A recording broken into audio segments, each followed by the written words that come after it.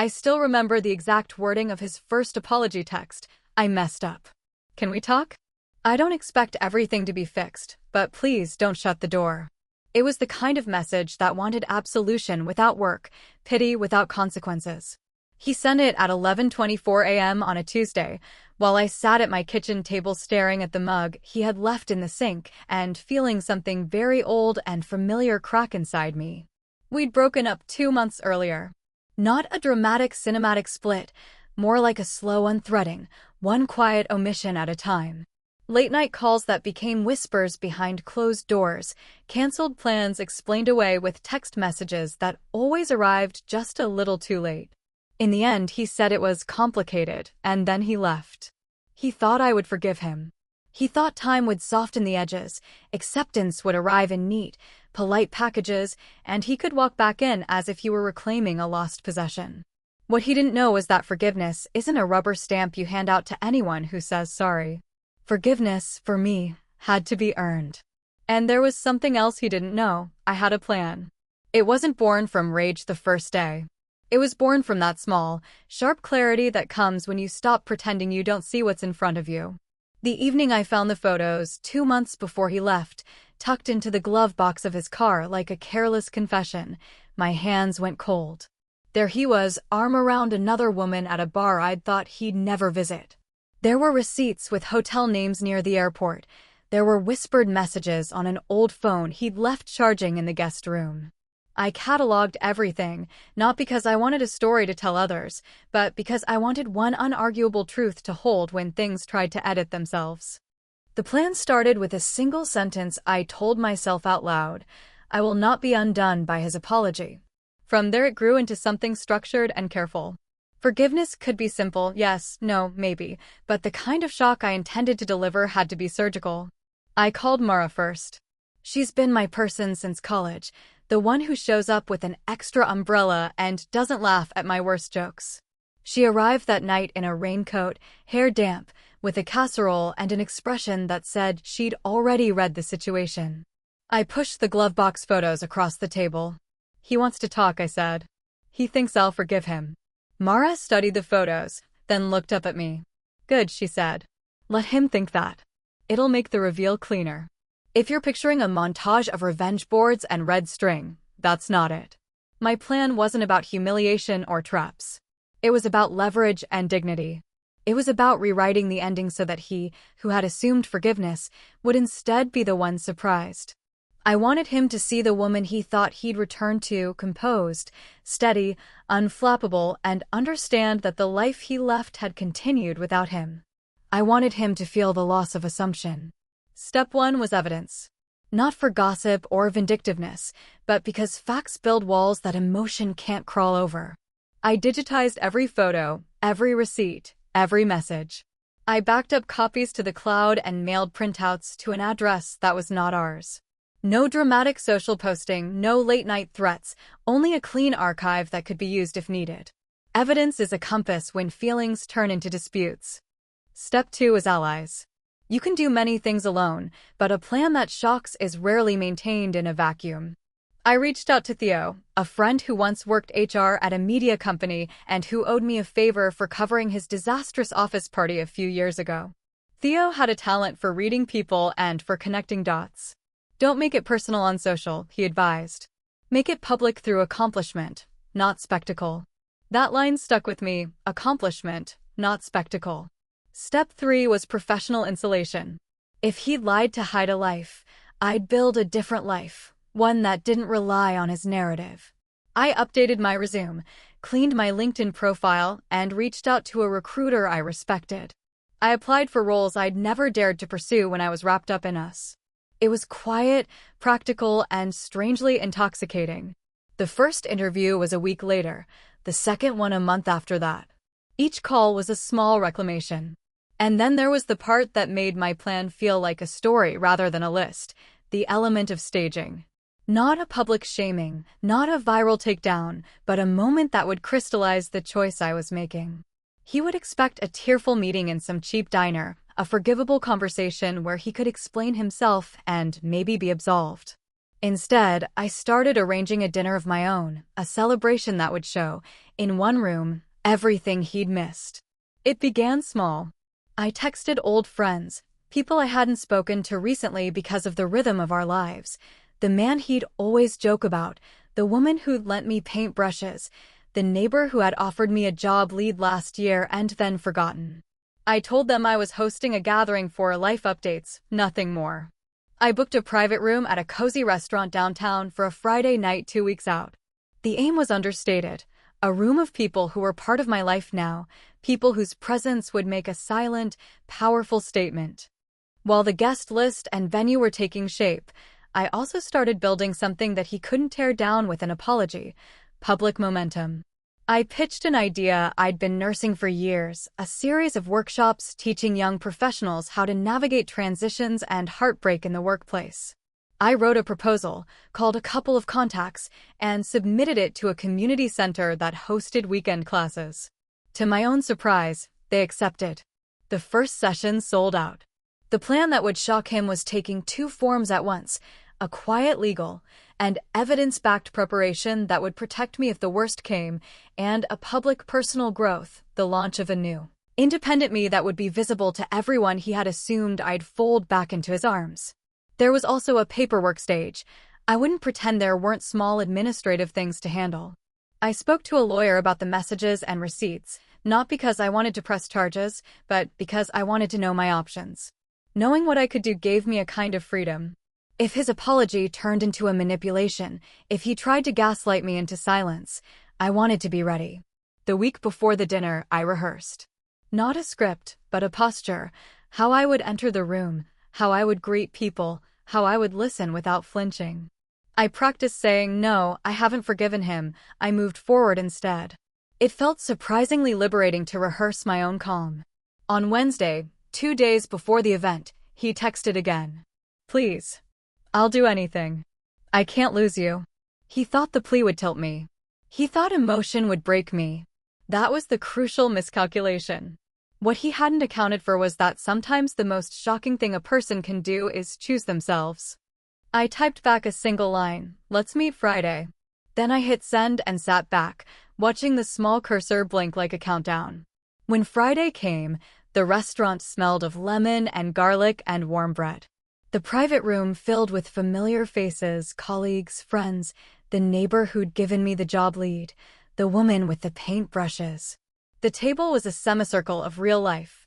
He walked in, looking like a man who'd rehearsed repentance, and my chest tightened for a second that felt like an old scar remembering pressure.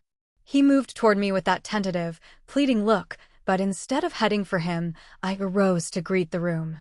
I smiled, hugged the people who mattered, and when he reached the table, I turned to him like a host turning toward an uninvited guest. "Hi," I said, my voice steady. "I'm glad you came." And then, very quietly, very plainly, I said what I'd practiced: "I haven't forgiven you. But I have plans. I've moved forward. Tonight I'm celebrating that." His face shifted from relief to confusion, then the tiny, furious twitch that betrayed his anger. That was when the plan began to do what plans do: not explode with drama, but unfold, leaving everyone else to fill in the blanks. I clinked my glass, the sound slicing through the small conversations. "To new beginnings," I said. Around the table, people raised their drinks. He stood frozen, watching the life he'd tried to walk back into carry on, loud and full without him. That first night was only the opening move. The plan had many parts: interviews, workshops, legal safety nets, and strategic silence. But the shock he felt when he realized I had already chosen a path that didn't depend on his apology, that was the true victory. He didn't stay long that night. Maybe 15 minutes, 20 at most. He mumbled something about being happy for me, about wanting to support my growth, and then, when the attention wasn't on him anymore, he slipped out of the restaurant.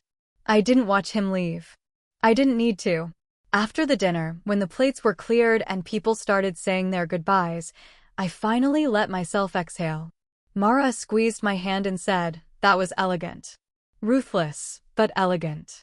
I laughed, not out of cruelty but relief. For the first time in months, I wasn't reacting to him, I was writing my own script. The following week, though, things got interesting. He began sending flowers to my apartment. Every day. Lilies, orchids, roses, even wildflowers tied with string like he'd handpicked them himself. The first card said, "I miss your laughter." The second said, "You were right. I didn't value you enough." The third said nothing at all, just a single white rose and his initials. Each delivery felt like an echo from a past I'd buried. But I didn't throw them away. I kept them lined up on the windowsill, like quiet evidence of persistence that no longer moved me. It wasn't bitterness that made me do it, it was documentation. Because I knew people like him, I'd dated one. Regret turned into persistence, and persistence often turned into control. I wanted a timeline. By the end of the week, he tried calling. At first, once a day. Then twice. Then messages like, "Can we at least talk? And you'll regret ignoring me." That last one changed everything. It was around that time that Theo, my HR friend, sent me a link. "Thought you'd want to see this," he said. It was a professional networking profile. My ex's. He'd joined a new company in another city, 3 hours away. But what caught my eye wasn't the job. It was his listed relationship status, engaged. I froze. Engaged? To whom? It had only been 2 months since our breakup, and less than a week since he'd shown up at my dinner acting like I was the only thing keeping him alive. I clicked through the photos.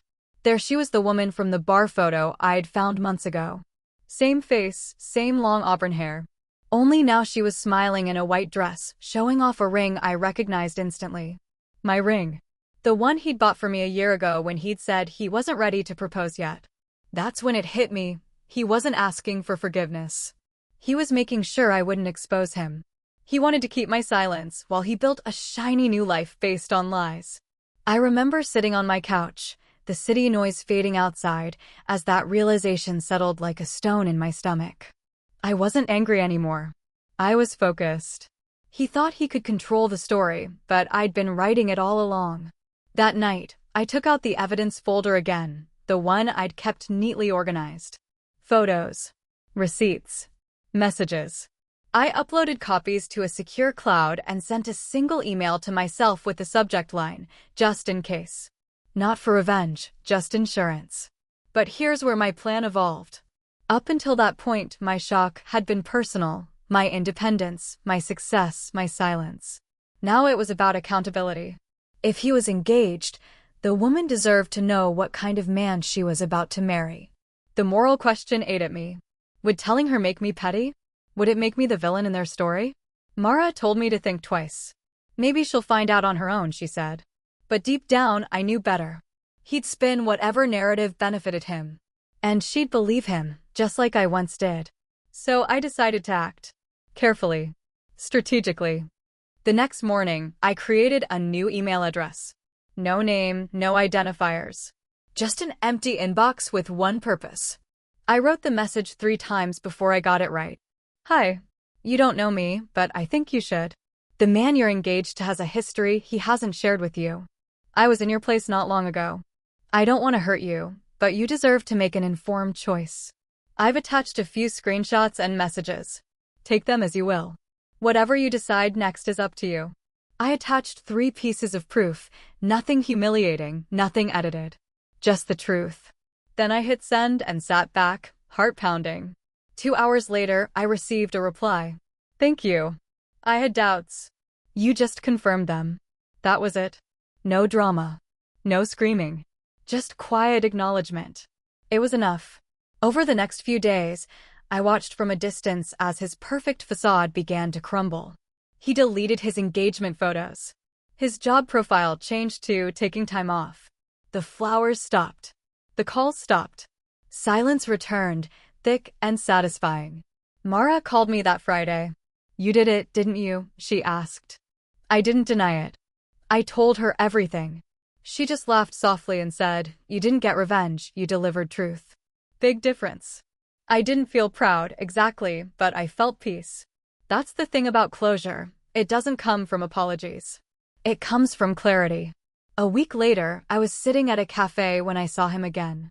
Pure coincidence. He looked tired, disheveled, like someone who hadn't been sleeping well. He noticed me too. For a second, Our eyes met. Then, instead of walking over, he looked away. That small act, his avoidance, was more satisfying than any confrontation could have been. It meant he knew. He knew I'd figured him out, that I'd acted, and that he couldn't manipulate his way back. As I watched him leave the cafe, I realized something else. The real shock I'd given him wasn't the exposure, or even the fact that I'd ruined his secret engagement. It was that I had learned how to move on without bitterness. I wasn't consumed by him anymore. I wasn't waiting for him to feel guilty. That night, I went home, made tea, and opened my notebook. I started writing again, not about him, not about what he did, but about what I'd learned. The story wasn't about heartbreak anymore. It was about rediscovery. Still, part of me wondered what he must have felt when that email arrived. Shock? Anger? Shame? Probably all of it. But there was one emotion he'd never expect me to have again: fear. And that was the final piece of my plan. Not revenge. Not exposure. Freedom. Little did I know, that was only the beginning of the next chapter. Because what came after, the confrontation, the truth, and the unexpected twist, would change everything again. The following week was strangely quiet. Too quiet. No messages, no calls, no whispers through mutual friends. It was as if he'd evaporated from my life completely. And for a while, I enjoyed that silence. It was peaceful, cleansing, almost sacred. But peace has a way of making you suspicious when you've lived too long in chaos. Then, one evening, as I was getting home from work, I noticed something odd. A small envelope tucked under my apartment door. No name, no stamp, just my address written in his handwriting. My stomach dropped. I opened it carefully. Inside was a single note. You think you've won, but you don't know everything. No signature, but it didn't need one. I could almost hear his voice saying it. For a moment, I felt that old fear crawl back in, the uncertainty, the dread that he might be watching, plotting. But I took a deep breath and reminded myself, he's trying to pull me back into his game. That's what manipulators do when they lose control. They provoke, hoping for a reaction. I didn't give him one. Instead, I went to the police the next morning and reported it, not because I was scared, but because I wanted it documented. Harassment can take many forms, the officer said, nodding. You did the right thing. They took the note, logged the report, and told me to install a small security camera by my door. I did. A few days later, the camera paid off. Around 2 a.m., it caught him walking past my building. He didn't knock, didn't approach, just stood there across the street, staring up at my window for a minute, then walked away. Watching that footage made me realize how fragile peace could be when someone refuses to let go. I sent the footage to the police, and they issued a warning. They told him to stay away from me or face charges. After that, he disappeared again. This time, for good, or so I thought. But the story didn't end there. About 3 months later, I got an unexpected call from a woman named Elise. Her voice was nervous, hesitant. Hi, I don't know if you remember me, she said, but I'm the one you emailed, about the engagement. Of course, I remembered. Yes, I said. Are you okay? She let out a shaky laugh. Better now. I just wanted to thank you again. You saved me from a disaster. I smiled softly. You don't owe me anything, Elise. But then she said something that froze me. He's been contacting me again. He says you lied. That you faked the screenshots to ruin him. He's obsessed with you. I thought you should know. That sentence made my skin crawl. Not because I feared him, but because I realized he hadn't learned a thing. He was rewriting the narrative, making himself the victim.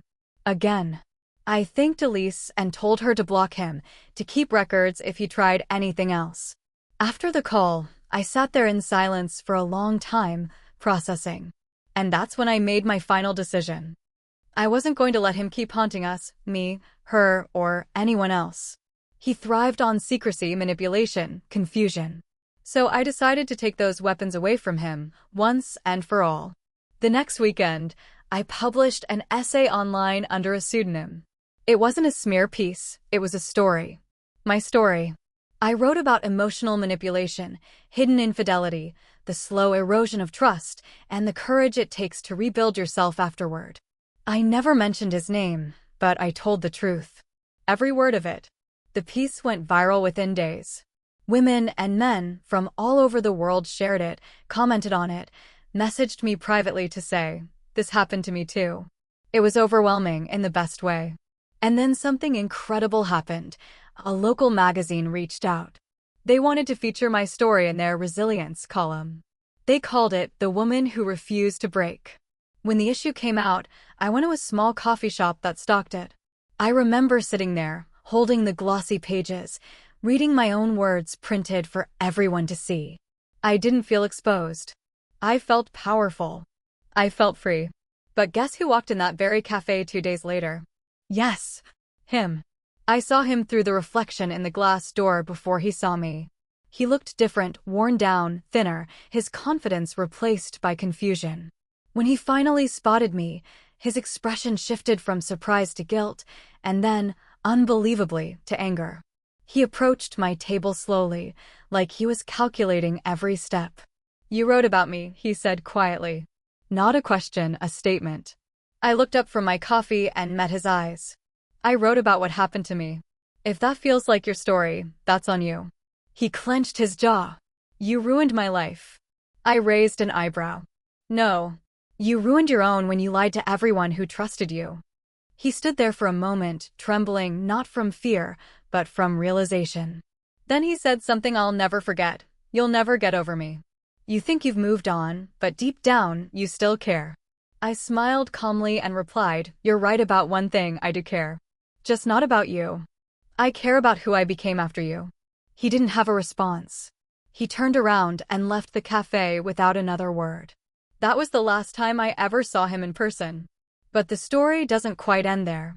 2 weeks later, I received an email from an unknown address. It was short, only one sentence. "You really did surprise me." There was no malice in it. No threat. Just resignation. I stared at it for a moment, then deleted it without replying. That was my final act of closure. Because in the end, my plan hadn't been about revenge at all. It was about reclaiming my narrative. He thought I'd forgive him and quietly fade into regret. Instead, I became someone stronger than he ever imagined. And the real shock? He'll never have that power again. After that final email, my life began to settle into a rhythm I hadn't known in years. Peace didn't come all at once. It came quietly, in small, gentle waves. Morning coffee that didn't taste like anxiety. Evenings where I could read without checking my phone every 5 minutes. Nights when silence felt comforting instead of heavy. But I've learned something important about closure. It isn't a door that slams shut. It's a door you learn to leave open without fear of what's on the other side. And even though he was technically gone from my life, his shadow still lingered in small ways, songs, streets, and places we once visited. So, I decided to create new memories in those same spaces, to overwrite the old ones with joy instead of pain. One Saturday morning, I visited the park where he once proposed to me. It had been years, and the place had changed. A new fountain, children playing on the swings, joggers laughing as they passed. I sat on a bench, feeling the warm sunlight on my face, and smiled. That park wasn't ours anymore. It was mine. Around that time, the magazine article had started gaining serious traction. A podcast invited me to talk about the story, not about him, but about healing after betrayal. I was hesitant at first, afraid of sounding bitter or exploitative. But the host was kind, genuinely interested in the process of rebuilding. During that interview, something powerful happened. The host asked, "If you could say one thing to the man who broke you, what would it be?" I paused for a long moment before answering. Then I said, "Thank you for teaching me what I never want again. You broke something in me, but that gave me the chance to rebuild it stronger." After the episode aired, I started getting messages from strangers all over the country. Women who said things like, "You gave me courage to leave," or "Your words helped me see my worth again." Some messages were from men, too, apologizing for their own past behavior or thanking me for giving them insight into the damage betrayal can cause. That's when I realized my story wasn't just a painful memory anymore. It was a message. And that message was louder than any lie he ever told. Months later, my essay got adapted into a short feature in a women's empowerment documentary. I remember standing backstage during the film's small premiere, watching people react to my words on screen. I wasn't nervous. I felt proud. Free. But life has a sense of irony. The night of that premiere, as I was walking to my car, I saw him again, standing by the curb, looking uncertain. He approached slowly, cautiously, like he didn't even believe he should be there. "I saw the trailer," he said. "You're really telling the world everything, huh?" I looked at him, not with hate this time, but with a kind of gentle detachment. "No," I said softly. "I'm telling my truth. The part you tried to bury." He sighed, looking down. "You made me the villain." "You did that yourself," I replied. "I just stopped covering for you." For a moment, there was silence between us, the kind that used to feel unbearable, but now felt like power. He shifted uncomfortably, then said, "You really have changed." "I had to," I answered. "You forced me to." He looked like he wanted to argue, but instead, he just nodded slightly. "I hope you're happy now." I smiled faintly. "I am. And I hope one day, you learn what that really means." Then I walked away, leaving him standing there, under the harsh glow of the parking lot lights, just a man surrounded by the consequences he built himself. The next morning, I woke up to an email from the documentary team. The film had been accepted into a national festival. They wanted me to attend and possibly give a short speech. I laughed softly to myself, thinking how poetic life could be. From broken promises to film festivals, who would have thought? But that wasn't the real victory. The real victory was waking up every day no longer haunted by what-ifs. What if he hadn't lied? What if I had stayed? What if I'd never found the truth? Those questions didn't matter anymore. Because the answers didn't define me. My choices did. And my biggest choice was simple. I chose peace over pain. A few weeks later, I got another message, this time from Elise again. She'd gotten married. Her message said, "You were right. Real love doesn't make you question yourself. Thank you for helping me find that." I smiled, tears welling up in my eyes. Sometimes, healing others helps you heal yourself. After all that had happened, I didn't hate my ex anymore. I didn't even resent him. He was just a lesson, a long, painful chapter in a much bigger story. The story of how I lost myself and then found someone better. Someone fearless. Someone free. The next few weeks passed quietly, too quietly. Liam didn't text, didn't call, didn't show up anywhere I was. It was almost strange, after all the drama, to suddenly have peace. But peace has a funny way of feeling suspicious when you've been through chaos. One afternoon, I was at the cafe working on my laptop when I saw him, Liam, standing outside the glass window, holding a small box. He looked hesitant, unsure. I pretended not to notice, sipping my coffee like I hadn't spent years learning his every movement. Finally, he entered. "Can we talk?" he asked softly. I nodded, though I didn't stop typing. "Make it quick." He sat down, sliding the box toward me. "I know you hate me.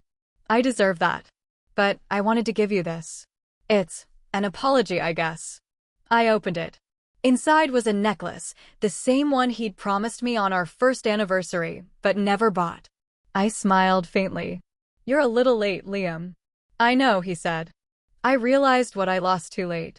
I didn't just lose you, I lost the person who made me better. I miss that version of me." His voice cracked, and for a moment, I saw sincerity. Maybe he was sorry. Maybe he wasn't. But it didn't matter anymore. Because I had already moved on from him, from who I was with him, from all of it. I leaned forward. "You didn't lose me, Liam. You lost your chance to respect me. That's not something you can buy back with jewelry." He looked down, speechless. "So that's it? That's it." He stood up, nodded slowly, and left. I watched him disappear through the window, the final goodbye that didn't need words. Later that night, I met with Jake. We were at the rooftop of a quiet restaurant overlooking the city lights. He looked nervous, fidgeting with his hands. "You did it," he said. "You faced him." "Yeah," I replied, smiling. It felt freeing, like breathing after holding my breath for too long. Jake reached across the table, his fingers brushing mine. "You deserve better, Mia. Always did." And for the first time, I believed it. We spent hours talking, not about revenge or heartbreak or pain, but about the future. About things we wanted to do, places we wanted to go. For once, my story wasn't about someone breaking me. It was about me rebuilding myself. That night, when I got home, I opened my laptop to check the blog I had started a few weeks earlier, The Heart That Healed Itself. It had grown faster than I expected. Women were sharing their stories, their betrayals, their comebacks. Somehow, my pain had become a bridge to others finding strength. I scrolled through comments. One caught my eye. "Thank you for showing that closure doesn't come from them. It comes from us." Tears filled my eyes. Not sad tears, but the kind that taste like relief. I finally understood that forgiveness wasn't for him. It was for me. Days turned into weeks, and Jake and I grew closer. But this time, it wasn't a fairy tale built on illusion. It was real, simple, human. I didn't need saving. I just needed peace. One evening, we were walking through the park when Jake stopped. "You ever regret how things turned out?" he asked. I thought for a moment. Regret? No. Because if I hadn't gone through all that, I wouldn't have found myself again. He smiled. "You're stronger than you think." "Maybe," I said, laughing softly. "But I think I'm just finally done being weak for the wrong people." Months later, I got an unexpected message from someone named Lena. "Hi, Mia. You don't know me, but I think we have something in common. I used to date Liam." I froze, my curiosity mixing with mild disbelief. "Oh, really?" I replied. She told me everything, how Liam had started seeing her after me, but it didn't last long. How she found the same patterns, the same manipulation. But unlike me, she'd seen the warning signs early and walked away. I didn't feel anger. I felt something else, closure. Maybe that was Liam's true curse. Not losing love, but never learning from it. A year later, I published my first book, Forgive, But Don't Forget Yourself. It was a memoir, a mix of truth and healing. During my first book signing, a young woman came up to me, tears in her eyes. "Your story gave me courage," she said. "I finally left someone who was destroying me." That was the moment I knew everything I went through had meaning. Every heartbreak, every sleepless night, every tear. It wasn't revenge that healed me. It was transformation. And maybe that's what Liam never understood. I didn't need to get even. I needed to get free. That night, as I stood on my apartment balcony, city lights glowing beneath me, I whispered to myself. He thought I'd forgive him easily. But instead, I forgave myself for staying too long. The stars seemed to shimmer brighter. Because sometimes the best plan isn't to hurt back, it's to rise higher. The end.